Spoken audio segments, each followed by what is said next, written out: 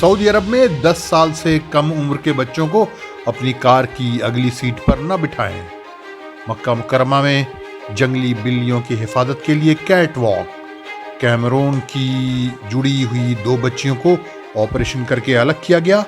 پاکستانیوں کے لیے کہاں ملک میں داخلے کے لیے ویزا نہیں ایشو ہوگا جب تک کہ وزیر داخلہ خود مداخلت نہ کریں۔ کہاں بیویاں اگر ٹریفک قانون کی مخالفت کرتی ہیں تو شوہروں کی جیب پر بھاری پڑ رہا ہے۔ ایک تجارتی مرکز کے مینیجر نے اپنی ایک ملازمہ کو سر عام تماچا مارا، پھر کیا ہوا یہ بھی بتائیں گے۔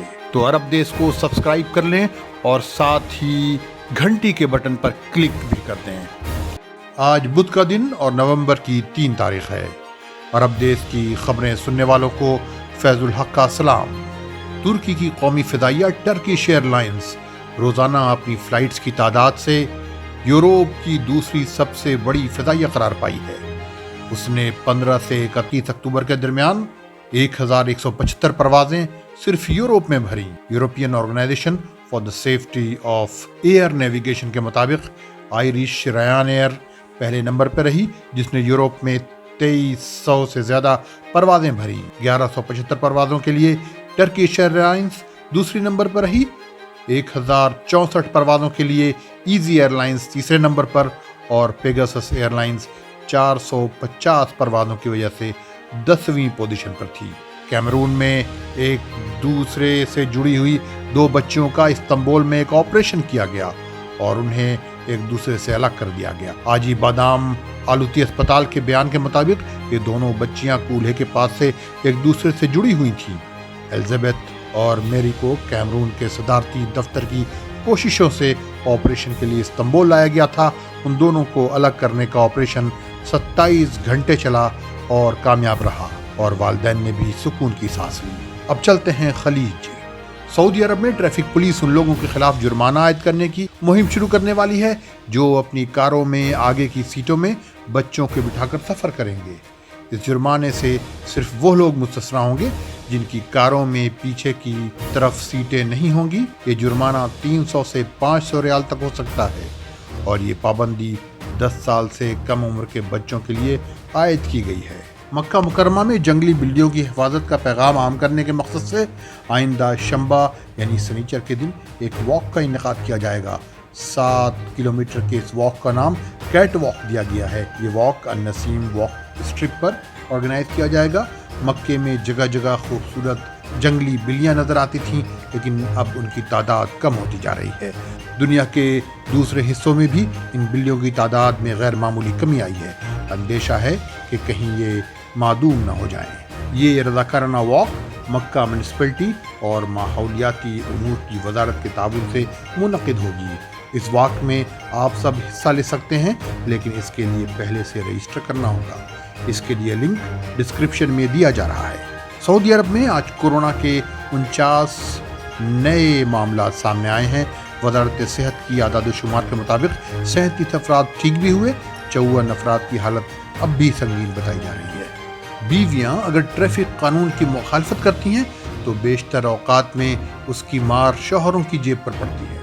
امارات کی عدالتوں میں زوجین یا طلاق شدہ افراد کے درمیان ٹریفک قوانین کی مخالفت کے مقدمے بھی چل رہے ہیں۔ جھگڑا اس بات کا ہے کہ اگر ٹریفک قانون کی مخالفت کا جرمانہ کون ادا کرے، شوہر یا بیوی، یا طلاق شدہ مرد یا طلاق شدہ عورت۔ وجہ یہ ہے کہ کبھی شوہر بیویوں کی گاڑی چلاتا ہے یا بیوی شوہر کی گاڑی چلاتی ہے۔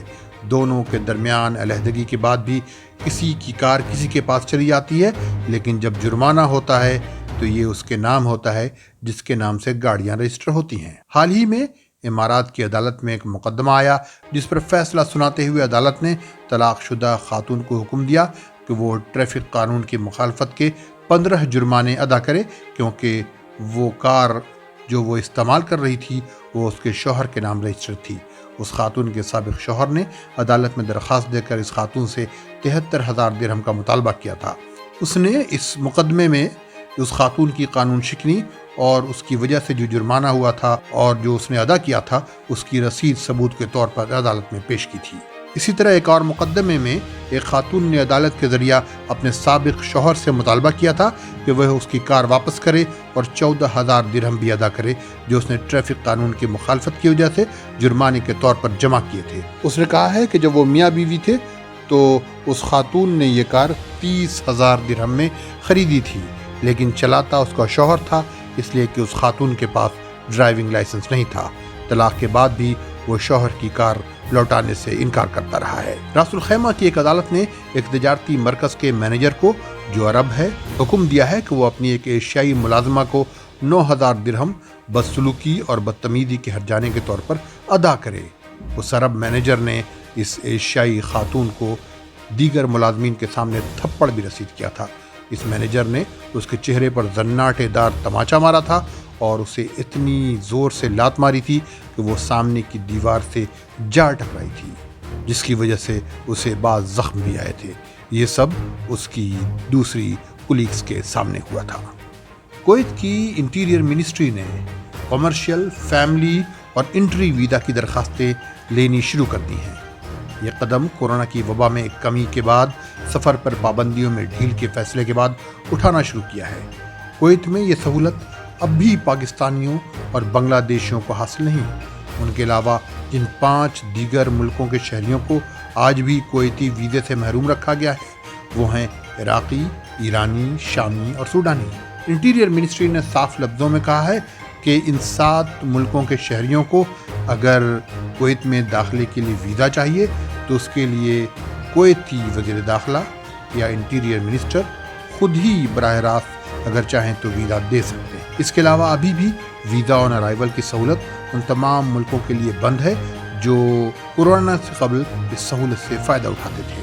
کویت کی اوقاف اور اسلامی امور کی منسٹری نے مساجد میں دینی کلاسیں اور کلچرل ایکٹیویٹیز کرنے کی اجازت دے دی ہے، لیکن کورونا کی احتیاطی تدابیر کا خیال رکھنا ہوگا۔ ان مسجدوں میں حفظ قرآن کی کلاسیں بھی دوبارہ شروع کی جا سکتی ہیں، بشرطے کہ ماسک لازمی طور پر پہنے جائیں اور فزیکل ڈسٹینسنگ کا خیال رکھا جائے۔ کویت کے سالمیہ علاقے میں واقع ایک یاک کلب کے سامنے ہی سمندر میں ایک 70 فٹ کے یاک میں آگ لگ گئی۔ دیر تک آگ کی لو اٹھتی رہی اور آسمان دھواں ہو گیا۔ آگ بجھانے والے عملے نے اس آگ پر قابو پایا۔ اب تک اس واقعے میں کسی کے زخمی ہونے کی کوئی اطلاع نہیں۔ اس آگ کا منظر ویڈیو میں بھی قید کیا گیا۔ آپ کے لیے اس خبرنامے کے آخر میں یہ ویڈیو دیا جا رہا ہے۔ کویت سے اکتوبر کے مہینے میں 2,190 افراد کو ملک سے نکالا گیا۔ یہ لوگ ملک کے ریزیڈنسی اور ملازمت کے قانون کی مخالفت کرتے پائے گئے تھے۔ اس بلیٹن میں بس اتنا ہی۔ انتظار کیجیے اگلے بلیٹن کا۔ خدا حافظ۔